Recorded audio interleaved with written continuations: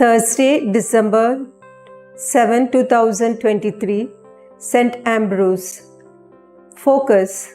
Not everyone who says to me, Lord, Lord, will enter the kingdom of heaven, but the one who does the will of my Father.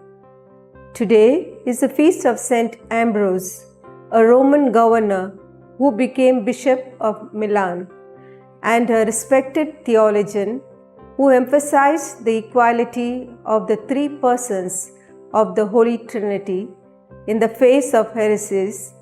And tomorrow we celebrate the Immaculate Conception of Mary. The two feasts have a common thread. God can choose anyone who fulfills His plan. What is important is that we must be willing to do His will, like Mary, who said, "Let it be to me according to your word," and that we build our house on the rock of His word.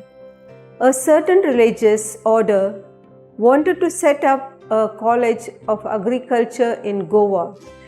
It was the first of its kind in the state, and there was neither precedents nor rulers to go by. The government of the day was opposed to the creation of such an institute, so the proposal was stuck in red tape, gathering dust for over a year. We worked and prayed for a change of attitude. There was a sudden change in the political dispensation, and all permissions were granted in a matter of months. It was a God-sent gift to the people and the state of Goa. Fruit. May we be counted among those who always do the will of our Father in heaven.